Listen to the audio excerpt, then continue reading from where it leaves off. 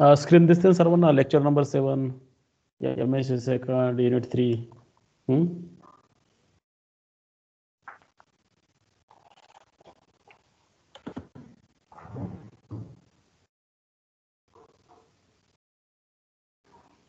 So today we want to discuss the theorem regarding verb or orthogonal complement of yes. Let capital S be a subset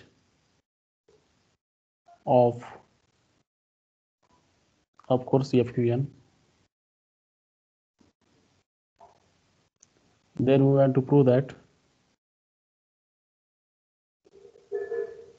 regarding dimension of the space generated by S and dimension of the space generated by S perp. This summation is always n.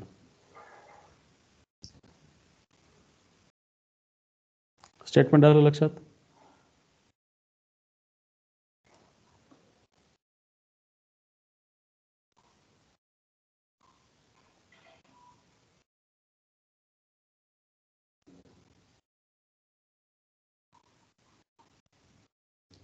Okay.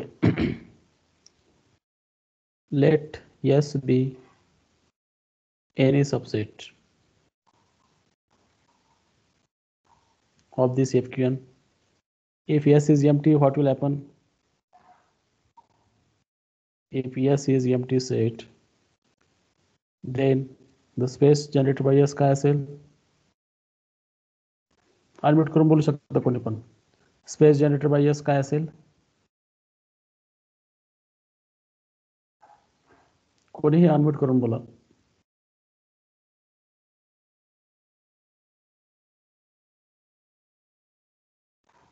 Space generated bye S काय असेल? 0. 0. Okay. The space generated by S is a 0. Empty set ने generate झालेला space नेहमी काय असतो? 0 असतो.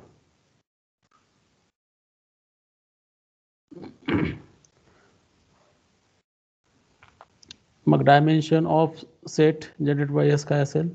0 असेल. And what is S perp then?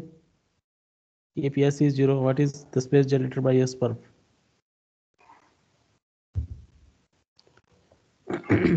S perp म्हणा किंवा याला आपण असंही म्हणू शकतो. हे दोघं एकच आहेत. हा काय असेल? आता 0शी ऑर्थोगोनल कोण आहेत? 0शी ऑर्थोगोनल या FQN चे सर्वच ऑब्जेक्ट आहेत, सर्वच. 0चा डॉट प्रोडक्ट कोणाशी घेतला तर तो काय येतो? 0 येतो. म्हणजे याचा हा काय येईल? FQN येईल. मग याची डायमेन्शन काय आली? Dimension of S perp generated space or generated by S perp is same. Its dimension is dimension of FQN. आणि मला सांगा FQN ची डायमेन्शन काय आहे? What is the dimension of FQN? बोला चला मधून अनम्यूट करून. याची डायमेन्शन काय असेल? FQN ची ओव्हर FQ n टपल आहे तो. त्याची डायमेन्शन काय असेल? n. तर अशा प्रकारे dimension of S plus dimension of S perp or generated by S perp, it is 0 plus n is equal to n. So when S is empty set, result is true. तर आपल्याला S non empty घ्यायचा. Suppose S is non-empty subset FQN and dimension of the space generated by S is K. मी पीपलला join करून घेतो meeting मध्ये.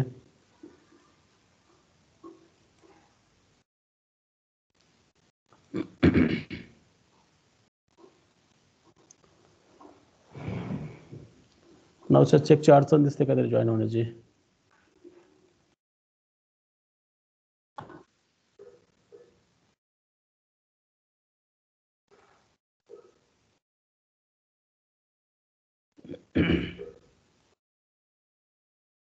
Okay, ही गोष्ट आली लक्षात येतं. Yes non empty subset of FQ आणि त्याचे डायमेन्शन घेणं समजलं. आपल्याला काय दाखवायचं डायमेन्शन ऑफ यस पर्फ, यालाच आपण dimension of generated by S perp हे आपल्याला n मायनस के असं दाखवायचं. This is our plan. आता इथं समजलंय, आपण समजलंय की dimension of space generated by S is K. What means there exist K set of vectors which are then आपल्याला अजून करावं लागले एक सेट जो काय असेल बेसिस असेल त्याच्यामध्ये किती वेक्टर असावं लागतील, त्याच्यामध्ये तुम्हाला के एवढे वेक्टर्स असावं लागतील. V1 V2 VK is a basis. याचे डायमेन्शन के म्हणजे आपल्याला के वेक्टर घ्यावे लागतील जे काय असतील बेसिस फॉर कोणासाठी असतील, basis for space generated by yes.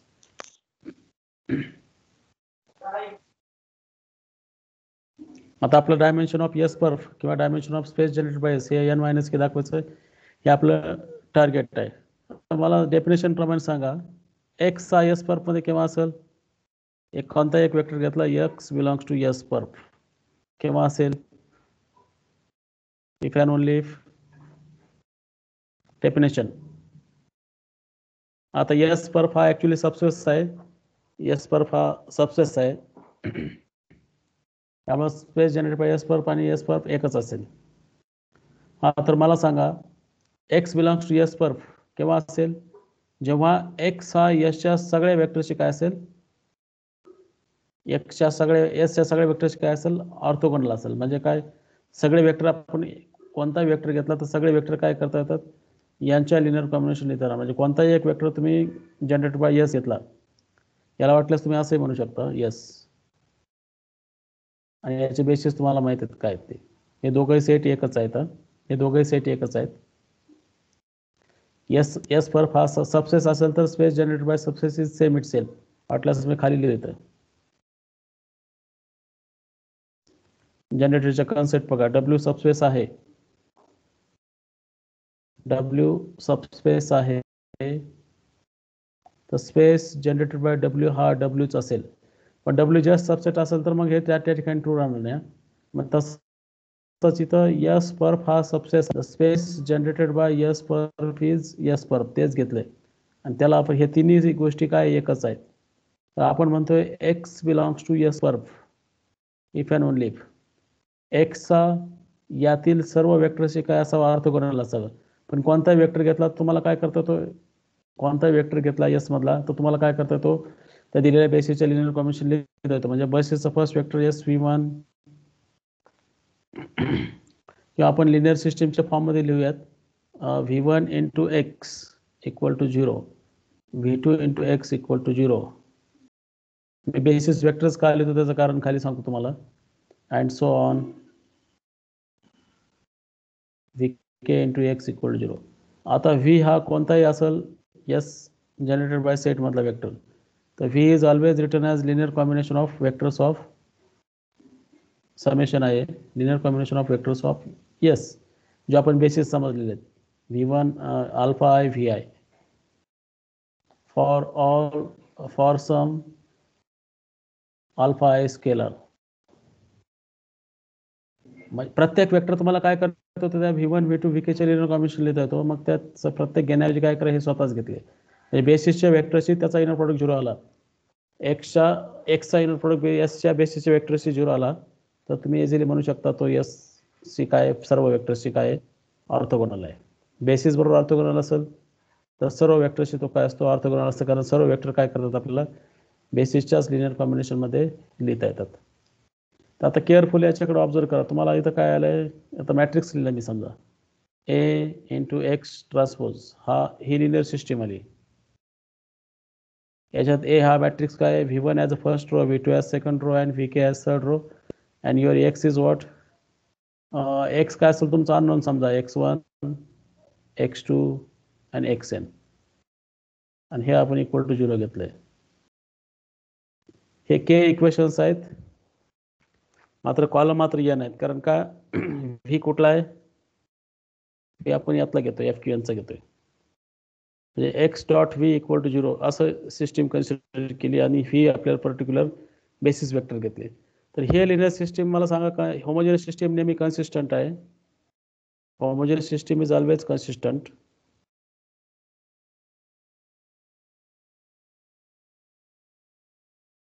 Let me join people.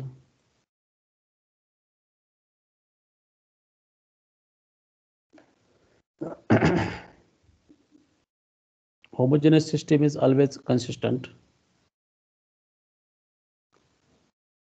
आणि त्याला आपण आता x इक्वल टू 0 असा विचार केला. आता ॲक्च्युली x हा कोणत्या फॉर्ममध्ये आहे? दिस x has form x1 x2 xn n tuple. तर ह्या एक्सची जे ऑर्थोगोनल असतील तेच आपल्याकडे येतील एस परमध्ये येतील असा विचार करतो आपण.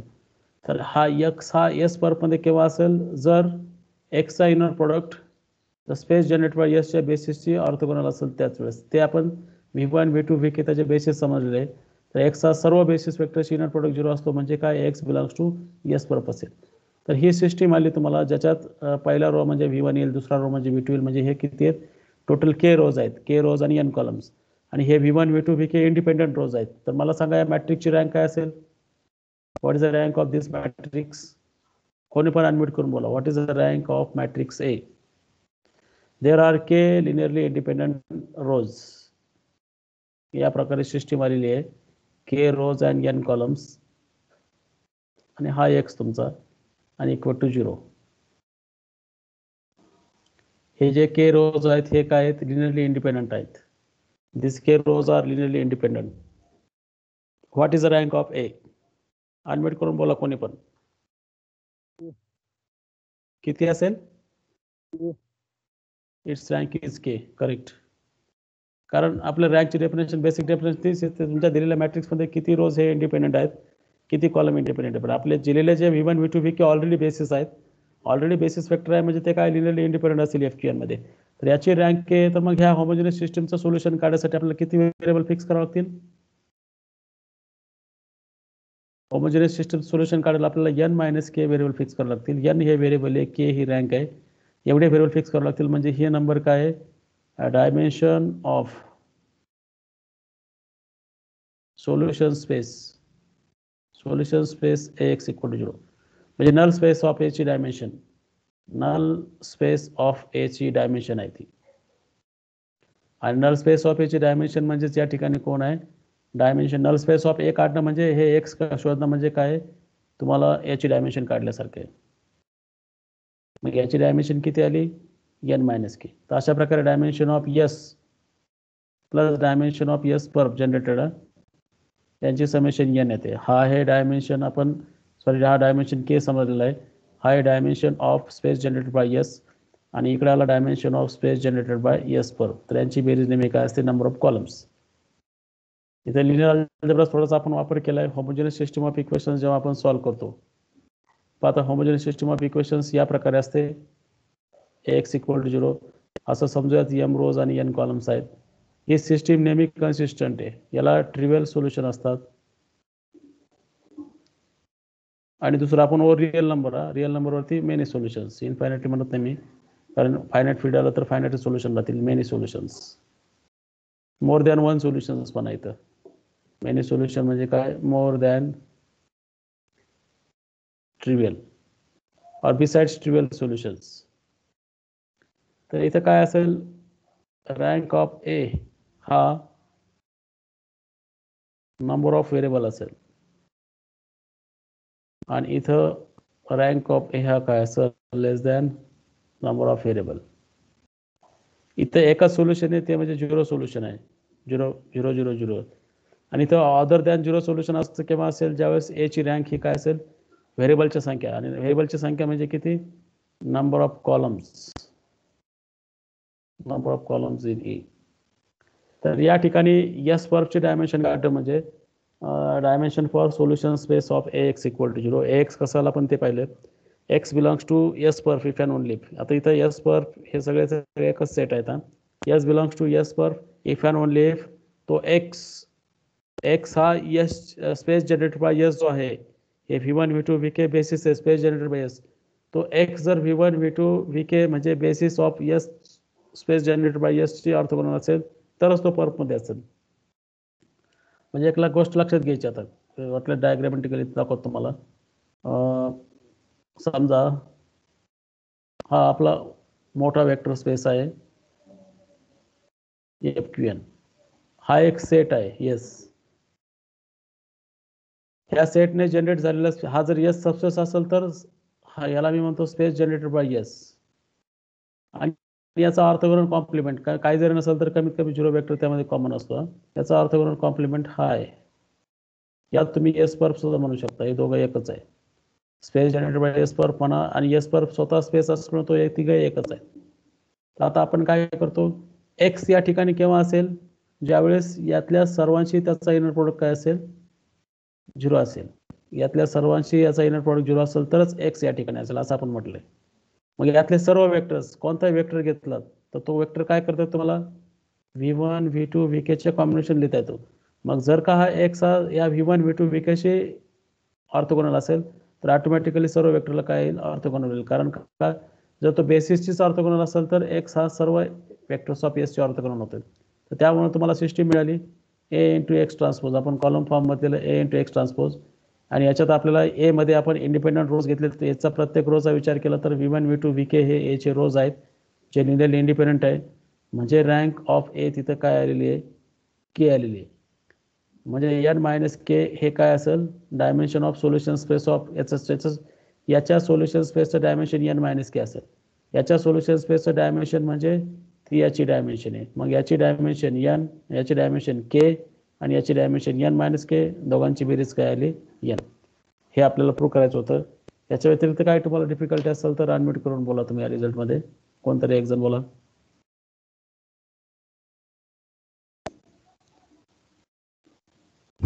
अनम्यूट करून बोला.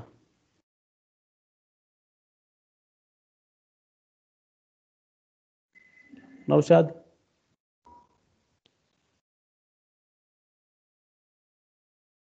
नौशाद शेख. बरं असाइनमेंट सबमिट केलं का सर्वांनी?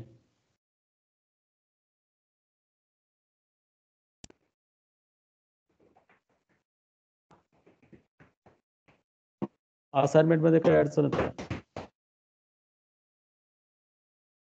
आवाज येत नाही मला. कोणतरी बोलू इच्छित आहे?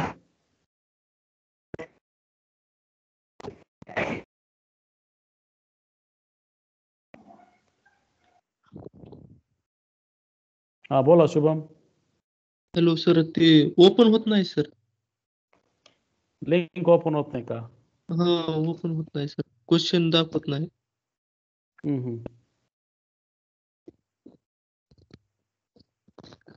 मग आता काय करत तुम्ही सांगा काय करा म्हणता. सर ते डिसेबल झाले सर तुमच्याकडून. नाही तुम्ही एकदा ओपन केला असेल ना 24 आवर नंतर बंद होतो. ठीक आहे, मी काय करतोय गुगल फॉर्म तयार करतो. गुगल फॉर्म तयार करतो आणि गुगल फॉर्मला तुम्ही ते सबमिट करा. पण प्रत्येक क्वेश्चनवर सेपरेट लिंक सबमिट करा तिथं. किंवा मग कोणतं सोपं पडतं एकत्र करायचं काय हे करताय? तर एकत्रच करून पाठवतो ना सर. सगळे एकाच ठिकाणी हे करून PDF बनवून पाठवून देतो. मग मार्क एकच क्वेश्चन द्यायचे का? नाही नाही 10 क्वेश्चन आहेत ना, 10 क्वेश्चनचे PDF बनवतो एकाच ह्याच्यामध्ये आणि ती PDF अच्छा. सेंड करतो तुम्हाला. बरं आणि व्हिडिओ 10 क्वेश्चन लिहिलेले आहेत ना, 10 क्वेश्चनची एक PDF बनवतो आणि त्याला सेंड करतो तुम्हाला गुगल क्लासरूमवर. व्हिडिओचं कसं करता? सर ते व्हिडिओचं सर लय येऊ सेंड व्हायला लय प्रॉब्लेम घेऊ सर. व्हिडिओ सेंडच होणार आहेत बरोबर. ते मग लय वेळ व्हिडिओ बफरिंग परत बाहेर युट्यूबला टाका. सर युट्यूबला चॅनल नाही काय नाही, तिथे लय हे होऊ लागले टाकायला. काय आपलं जीमेल आयडी आहे ना? आहे पण त्याच्यावर हे होऊन गेलं बरोबर होऊन गेलं. ते ड्राईव्ह मध्येच बरोबर सेव्ह होईल आणि ते लिंक पण शेअर करणं सोपं जाऊ लागले. ठीक आहे, ड्राईव्ह मध्ये टाका. फक्त एवढं सेंड होऊन गेलं बरोबर. ते सगळे कॉलेजेस म्हणजे लेक्चर करून आहे ना, डाटा जे उरलेला आहे त्याच्यामध्ये ते सेंड करायला प्रॉब्लेम होऊ लागले सर. ते आहे डेटा जोपर्यंत आहे तोपर्यंत ते होऊ लागले कितीतरी 50% 60% होऊ लागले. नंतर लय वेळ होऊ लागले, 1-1 तास होऊ लागले ते व्हायला. अरे 5 मिनिटाचा व्हिडिओ एवढा वेळ लागतो का? अहो सर ते लय येऊ लागले तो सर. तुम्ही म्हणला त्याच्यानुसार. कोण विशाल बोलता का विष्णू बोलतोय? विशाल बोललो. विष्णू तिथून बोलतो काय मग? अहो नाही हो सर, माझ्या ह्याच्यातून बोललो हो सर. जॉईन केला माझं मी. बरं ठीक आहे. विष्णूनं आता म्यूट केलंय. मग ते त्याच्यामुळे थोडं हे लागतं टायमिंग मध्ये येतील का नाही की व्हिडिओ तेच हे लागले ज्या दिवशी लेक्चर नाही त्या दिवशीच मग ते सेंड करावं लागेल कारण की डेटा असते त्या दिवशी 4 लेक्चर करून डेटा संपून जावलेला सगळा तोपर्यंत सगळं आता याला डेटा जास्त लागणार आहे. हा मग सगळं एक काम हे करणार सर मग रविवार द्या रविवारी सुट्टी असते आम्ही रविवारीच सगळे सबमिट करतो मग कारण की बरं, डेटा ठीक. असते त्या दिवशी पूर्ण चालतं रविवारपर्यंत मी तुम्हाला लिंक पाठवतो. बाकीच्याने गुगल क्लासरूमला घेतलंय का? म्हणजे sir. Google Class काही तसं काही हे केलं नाही का बरं एड मॉडलला बी Google एकच Class- लिंक द्यायला लागली तर एड मॉडलमध्ये बी एकच लिंक दिली तर जमेल ना?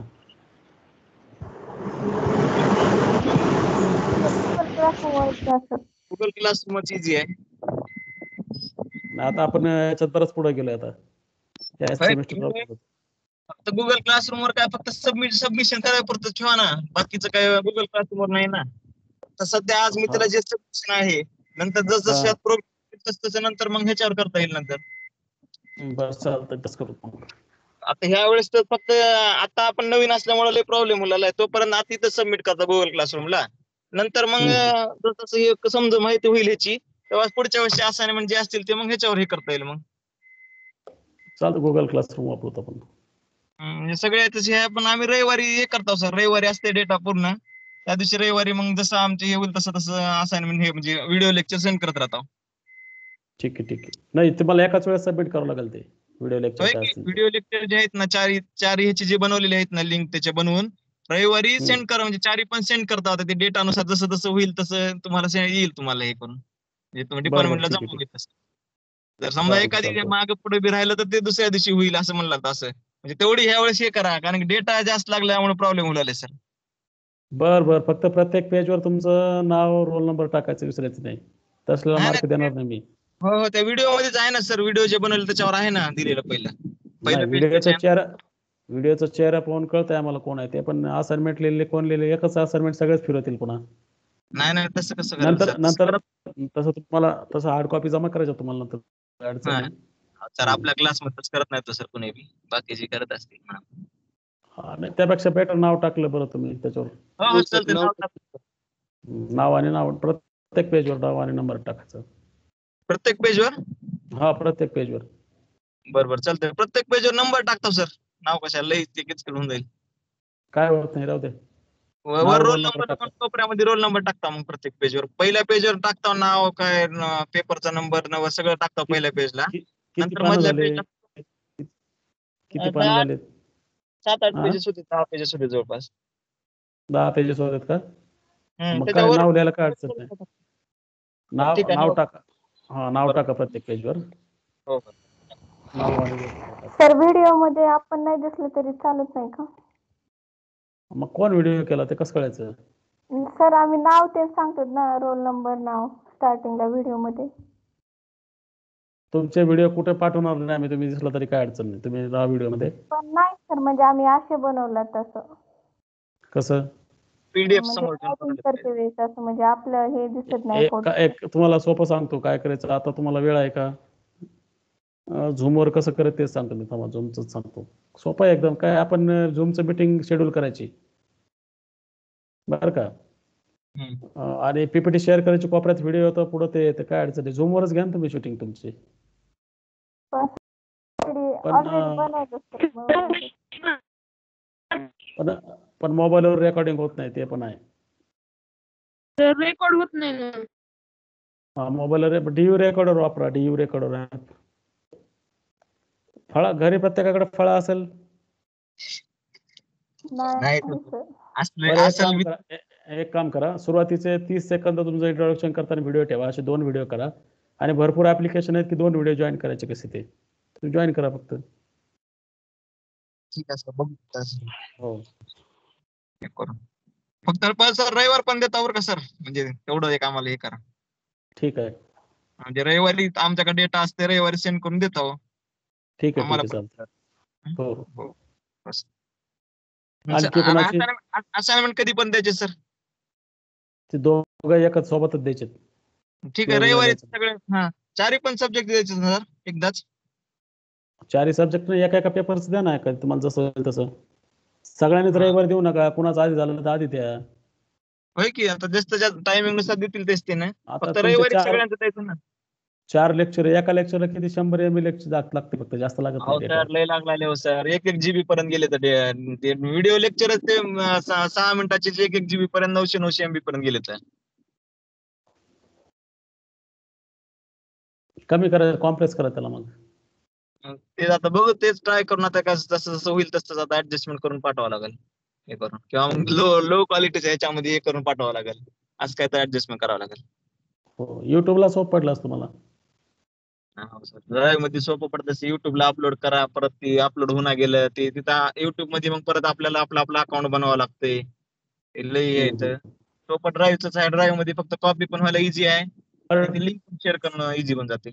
बरोबर, ठीक आहे. रविवारपर्यंत काय करा, कोडिंग थिरीचं बाकीचं विचारा शिक्षणाला, कोडिंग थिरीचं रविवारपर्यंत द्या तुम्ही सर्वांनी. उद्या विचारतो सरला सगळे काम. हो. हो सर. तुमचे सीट नंबर आलेत का? नाही सर आले. नाही आले सर. मग सीट नंबर नाही आला तर कोणाकडे जमा करणार आहे ते मला कळलं नाही. सीट नंबर आल्याशिवाय सबमिटच होत नाही परीक्षा बघत ते. तुमच्याकडे नाही ते आले ना सर. नसतं. ज्यावेळेस हार्ड तर कॉपी द्यायची त्यावेळेस ते हार्ड कॉपी देते ठीक आहे, पण परीक्षा विभागाने तर मार्क मागितले, मग काय नावानुसार मार्क द्यायचे का सीट नंबर प्रमाणे? नाही, सीट नंबर तर यायला पाहिजे युनिट टेस्ट 1ला. नाही आले सर आले. सीट नंबर आला, सीट नंबर बी टाकावं लागते त्याच्यावर, पण तुम्हाला सीट नंबर दिला नाही बहुतेक त्याने. मग सीट नंबर दिल्यावर सेंड करायचे का मग? नाही, लिहून ठेवा ना सध्या तुम्ही, बघूत ना, मागितलं तर मग पुन्हा सीट नंबर मागवत प्रत्येकाला. तुम्हाला शेअर लिहून करायचे ठेवले सर.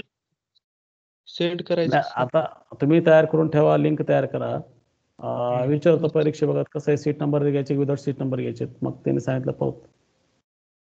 बरं चालतंय सर, उद्या सांगा आम्हाला, म्हणजे त्यांनी जसं आम्हाला मग रविवार पण आम्ही सेंड करून देतो. हो ठीक आहे. ठीक आहे, आता एक काल आपण एक एक्झाम्पल घेतो, डिस्कस करतो, मग थांबवतो. 10 मिनिटं आहेत आपल्याकडून की. सर आमच्या एक्झामचं कसं आहे सर, आहेत का नाही? बॅकच्या एक्झाम आहेत ना. त्याचं आम्हाला काय सांगितलं नाही म्हणून म्हणलं. आता कसं आहे, जे सेकंड इयरला विद्यार्थी आहेत त्यांचं फर्स्ट इयरचं कोणतंही बॅक असेल ते परीक्षा की तुम्हाला तसं तुम्हाला इन्क्लूड केलं तर बरं पडलं जातं ऑनलाईन मध्ये. हो ना, आम्ही ते म्हणले, पण त्यांनी काय असं काय म्हणलं नाहीत ना आम्हाला, तसं काय सांगितले पण नाहीत. ते पण आम्हाला नाही, समजत कसं आहे, फक्त जे विद्यार्थी लास्ट सेमिस्टरला होते त्यांचीच परीक्षा घेऊन शासनाचे आदेश आहेत. आणि तुमच्या परीक्षेचं कसं आहे, ज्यावेळेस ऑफलाईन चालू होईल त्यावेळेस 120 दिवसाचा तुमची परीक्षा घ्यायची. आता कॉलेज विचार करतोय काय करत, बघू आता, निर्णय सामूहिक निर्णय असतो तो. आणि ते आता सांगताना तर बाकीच्या ह्यांना सांगलेत, किंवा ज्यावेळेस तुमची थर्ड सेमची एक्झाम होणार, थर्ड सेमची, फोर्थ सेमची म्हणजे पुढची, त्याच्यामध्ये तुमचे जे आहेत ते 2 सेमिस्टर मध्ये तुम्हाला ते क्लिअर करायचे म्हणले, ते आहेत ते सब्जेक्ट, तर तुमचं पुढचं हे होणार. राहिले तर मग पुढच्या याला ऍडमिशन नाही भेटणार म्हणले, असं ऐकलं मी त्याचं. मग आता तू ह्या सेमिस्टरची परीक्षा दिली आणि मागच्या सेमची दिली, तुझं सेकंड इयर चालूच आहे की, आता काय अडचण तुला? सगळे नाही ना, बॅक त्याने घेतले. म्हणले ऍडमिशन सगळ्यांनाच पुढच्या वर्गात भेटणार आहे म्हणले, जे तुमचे आहेत ना बॅकचे राहिलेले, फर्स्ट सेमचे म्हणा, थर्ड सेमचे म्हणा, ते किती तुम्हाला आहेत तुझे? पुढच्या 2 सेमिस्टर मध्ये क्लिअर करायचे म्हणून असं ऐकलं मी. तुझे किती राहिलेत? त्याच्यावर आहेत भरपूर, 3-4 आहेत माझे. 4 आहेत का? मग ए तिकीट बसता असेल ना. बरं असू द्या, आपण एक्झाम्पल घेऊ. अनम्यूट करा आता. ते म्यूट करा, तुम्हाला अनम्यूट पण नाही, म्यूट करा. हॅलो. हा, म्यूट करा आता. एक्झाम कडे लक्ष द्या सर्वजण. स्क्रीन दिसते का? स्क्रीन दिसते का विशाल? हो sir.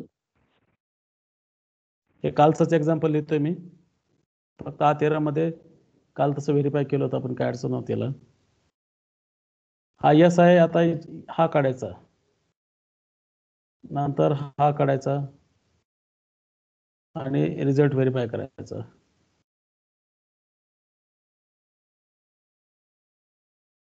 Verify about result for this vector space काय इथं FQ4, Q ची किंमत 2 आहे, म्हणजे याची साईज किती आहे?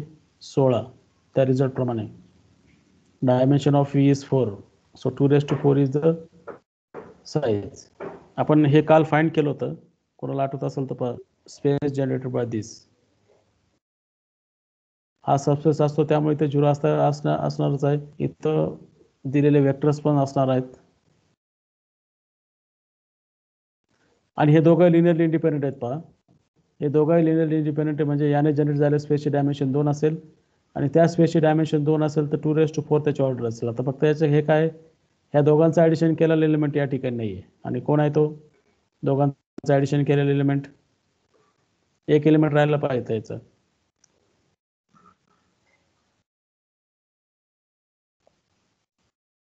बोला. हा एलिमेंट त्या ठिकाणी नाही आहे. आता यस पर्फ किंवा हे दोन्ही सेट एकच आहेत. याच्यात 0 कंपल्सरी असतोच, फक्त पुढचं शोधायचं.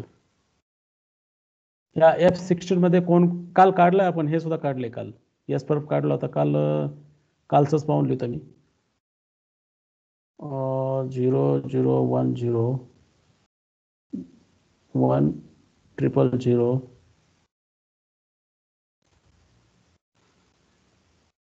तोच आला इथे. नाही, थोडा वेगळा आला. ठीक आहे. याची डायमेन्शन किती सांगा मला. What is the dimension of it? याच्यातले लिनियरली इंडिपेंडंट बाजूला करायचे. हा डिपेंडंट आहे आणि ह्या दोघांचे ॲडिशन हा तिसरा आहे, तर म्हणजे हे इंडिपेंडंट आहेत. म्हणजे याच्यात 2च वेक्टर इंडिपेंडंट आहे, म्हणजे हे त्याचे बेसिस आहे. त्याची डायमेन्शन 2 आहे. याची 2, याची 2 आणि दोघांची बेरीज 4. आपण वरचा थेरम इथं काय केला, व्हेरीफाय केला. Dimension of S space generated by S and dimension of S perf is always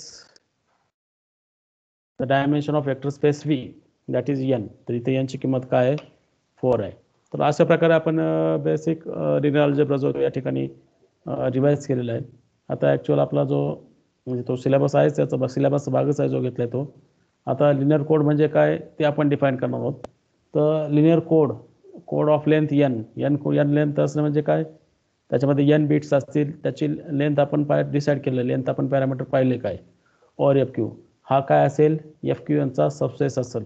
linear code म्हणजे वेक्टर स्पेस असेल तर FQnचा कोणताही सबस्पेस घ्या, सबस्पेस असेल तरच त्याला लिनिअर कोड म्हणायचं. A linear code C of length n is a subspace